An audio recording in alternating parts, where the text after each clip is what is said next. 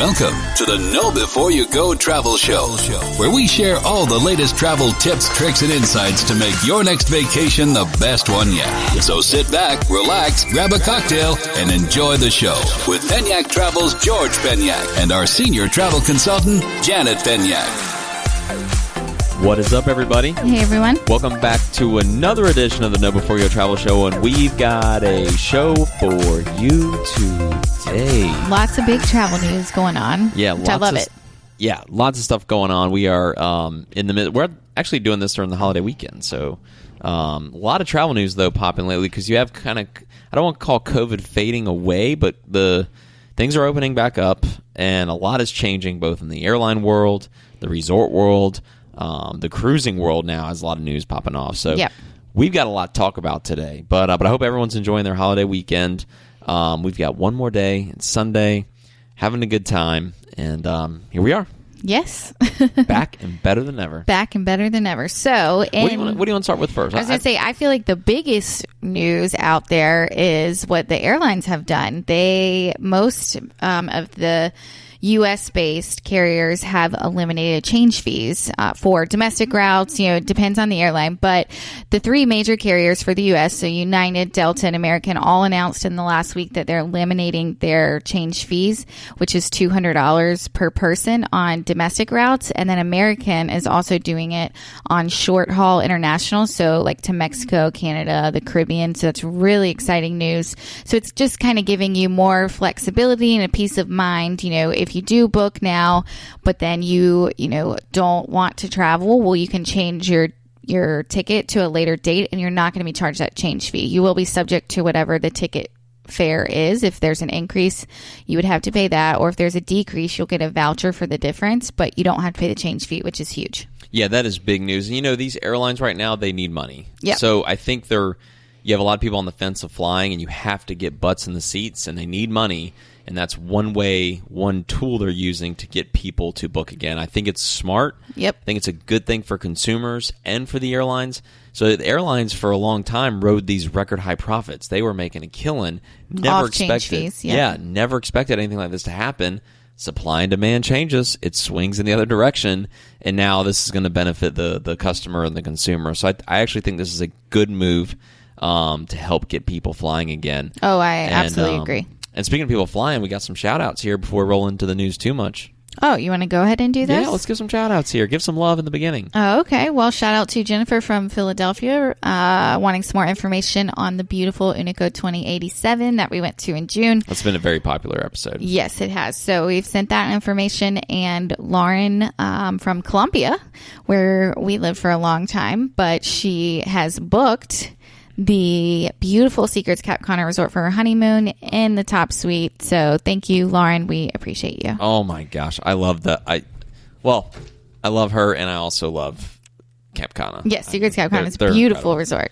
They are incredible. Yeah, so thank you guys so much for us up. If you want more information on any of this, you want us to expand on it, slide in our DMs. You can find us at penyaktravel.com, and there's so many ways to get a hold of us. And by the way, too, we've had a lot of agents reach out to us during this COVID pandemic outbreak. And if you're an agent, you're an experienced agent, and you're kind of thinking about getting out and maybe wanting to switch companies, feel free to reach out to us. We'd love to talk to you. We are looking for representation almost across the country. We have agents almost in every area of the country now, and so we'd love to keep expanding it. So feel free to hit us up if you have any questions about that. We got a fun thing going here at Penyak Travel. Yes, we do. Now more on the airline. Back to the news. I was going to say a few other things. Delta is going to be the first airline that's installing hand sanitizer stations on board all of their flights, which I think is a positive, and I hope it's here to stay. And I think too, with Delta jumping in on the hand sanitizer, and it makes you feel even more safer flying now doing that. And I think that's going to be just like the change fees. That's going to be another thing I think the other airlines adapt to. Yeah, I certainly hope so. But they're going to have them on the boarding door and then at the bathrooms. So it says up to 5 hand sanitizer stations per plane. And depending on the size of the plane. Depending on the size of the plane. So I think that is excellent news, and I hope that will forever, that will stay like that forever. You and I always carried hand sanitizer everywhere we went before the pandemic. Like, this was nothing new to us. Right. And so we would always get on the plane, and before we would eat a snack or something, we would always, hey, let me have some of your hand sanitizer, and we would just do that, Yeah. But I think now making it easier for the consumer to just have access to it, they don't have to carry it themselves. Good move. Oh, absolutely. I agree. I'll still carry my own. Oh, yeah. I'm kind of a germaphobe, but. Well, and then another thing Delta is doing, they are continuing to block the middle seats through January 6th of 2021. So that's a positive. If you must fly or you really want to go somewhere, but you want to make sure that, the plane is not at full capacity, then, I would suggest looking at Delta because they are doing that. So. Yeah, and I think Delta was probably hit the hardest, I think. It feels like amongst all the airlines during this outbreak. And so they're really trying to shake things up. United was the pioneer outside of Southwest. Obviously, they never had change fees. But, United now is kind of the pioneer saying, hey, we're waiving change fees. Yeah, then everyone else follows suit. Also, Alaska Airlines did it as well. They eliminated change fees on all of their routes. And then Hawaiian Airlines has done something similar as well. So great news all around. Yeah, great news all around. You got to make it easier right now for the consumer. And still, you still have that uncertainty of the future still. We're not out of this thing yet. Give people that flexibility. If you need cash, give the consumer the flexibility. And then cash will come. And then cash will come and they will book. And it makes things so much easier. And then also, too, when you do have to make that change, because you could, then the consumer is happier. It simplifies things for the consumer. The consumer does not like getting hit with the change fees. That was not a pro-consumer item on the books for them to have that extra revenue because something happened and someone needed to change. I understand why they do it because they need to understand. 200's a little steep, though. I agree.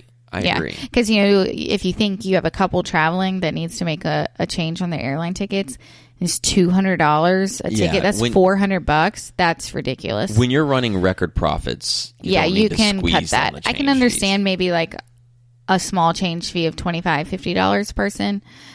I can at least understand that. But yeah, $200 is ridiculous. If Southwest can make it as long as they have without it, then I think the rest will be fine. Yeah, let's absolutely. be real, guys. So that's definitely good news. I love hearing that. So that kind of clears the up-to-date or the weekly airline news.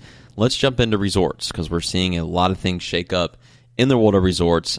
Sandals has a couple things breaking here, one of which is what they're doing between pretty much now and the end of the year is if you book a wedding at Sandals, and you can either book that wedding for any time during 2020, the remaining 2020, or 2021. So but you have to book it before the end of the year.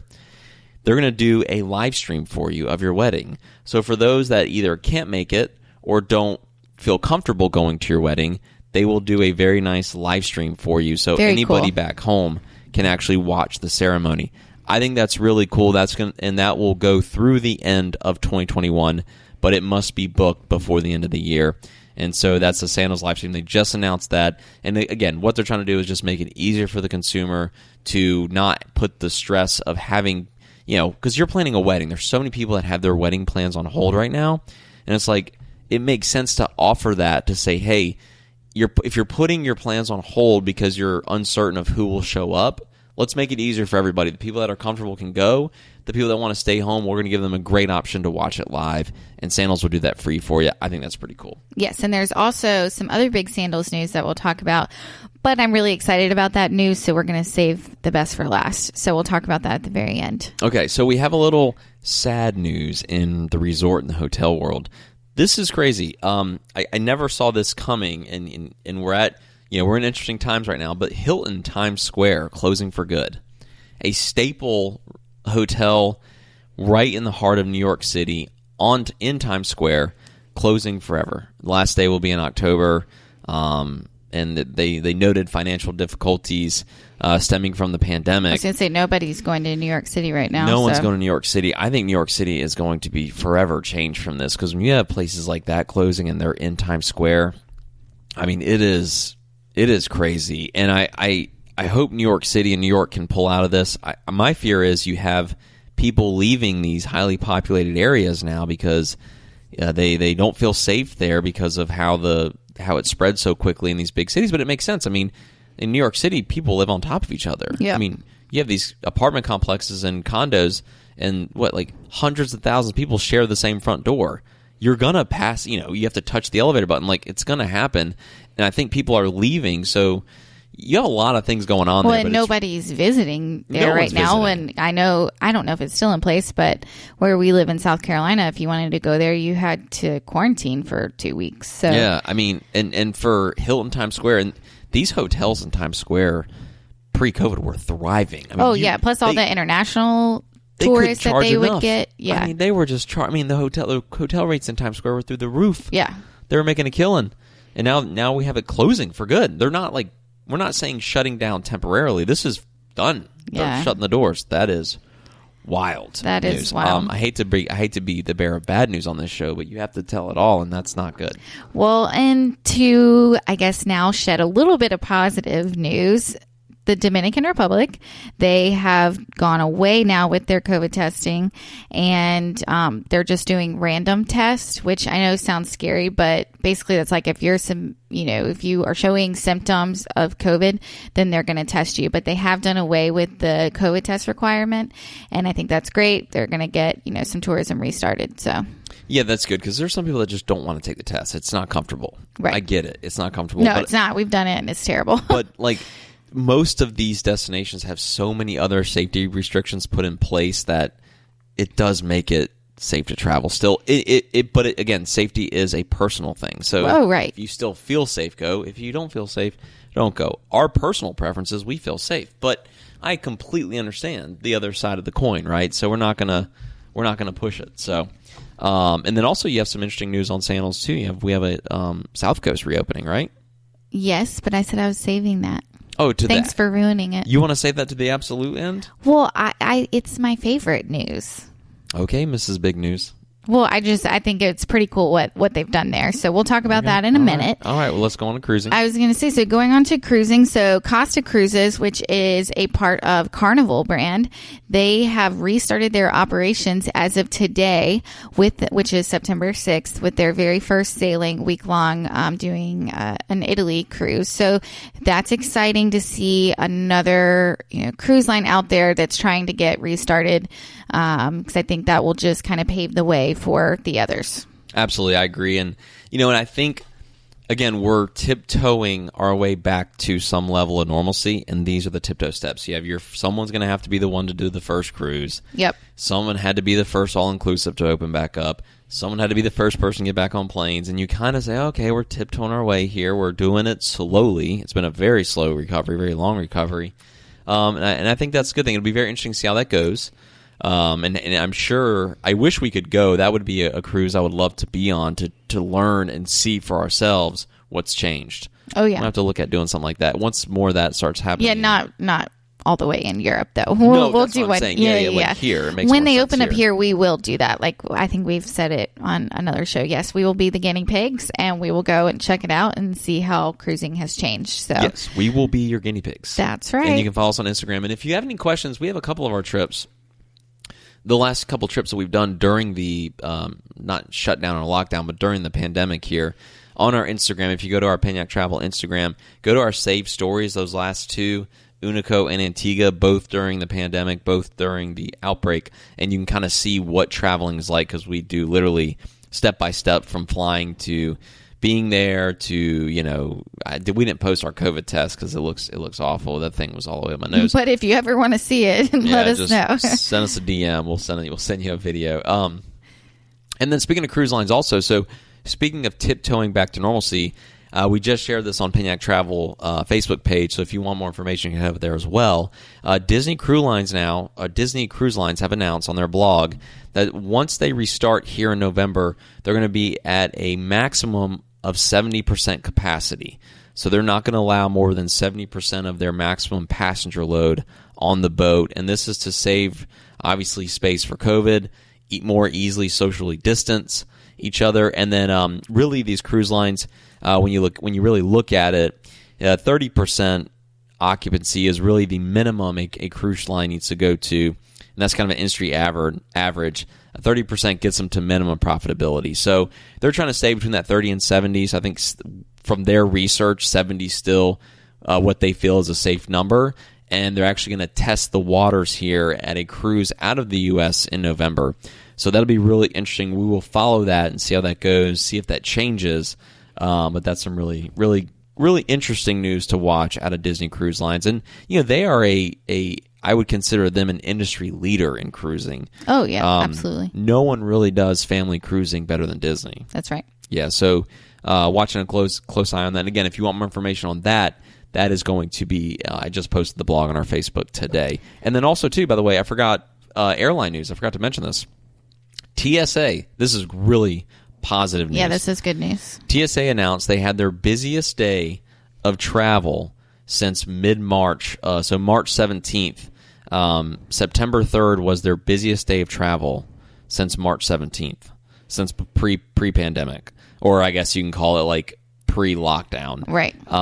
And March 3rd, obviously, or September 3rd, we're going into the holiday weekend. So I think obviously that shows that people are starting to get a little more comfortable traveling again. And they actually expect that the 4th and the 5th would be even busier than that. So Friday and Saturday, we're actually going to exceed what they did on the 3rd. So they're trending way in the right direction. I guess they didn't have those numbers out yet. No, they didn't have them out Okay. yet. Yeah, numbers are out. There's a lagging. But that's a great sign, especially leading into the holiday weekend. If they've had the most travelers since March, I think that speaks volume on the demand and the industry. It's coming back. So that's great news. There's a lot of pent-up demand. I think people need a break. There's a lot going on in the world that a lot of people aren't happy with. And you know what clears your mind the best? Just getting into a new environment and just shutting it down. That's what we did. We traveled twice. We also obviously wanted to learn what it was like. But I mean, we went to kind of mentally unwind. It's Oh, yes. It's a lot of craziness going on. So, it feels good. So good news coming out of the airline industry there. Yeah, no, absolutely. And then another thing with the cruises, Carnival and Princess have canceled their remaining sailings for Australia through the end of the year. So if you had anything booked, I still had someone booked that they wanted to change, but we were just waiting to see what they were going to do. But they did officially cancel those Australia sailings. I have looked to see if there was anything out yet to replace them for the same time next year, and nothing is out yet, so I'm not sure what they're doing there. But if you were booked on Carnival or Princess Australia, just take a look at that through the end of the year, because they did officially announce that they've canceled those sailings. Interesting. We just did rapid fire news there. Well, and then now I can talk about my favorite news. Oh yeah, we did leave the best for last. So if you've been a longtime listener to the show, one of my favorite resorts, and it's my absolute favorite in Jamaica, is Sandals South Coast. And it's been undergoing some renovations lately. And some really good news is they've been redoing the Dutch Village, and they have created swim up suites there. And just the pictures of what they're going to have looks awesome. So all of the suites on the first floor are going to be swim ups and it's like a private pool. And then beyond that, you have the other pool there. And then they have also created a brand new village, and it's going to be called the South Seas Rendezvous Village. They're going to have swim up suites with private infinity edge plunge pools. It's going to have access to a zero entry 17,000 square foot pool.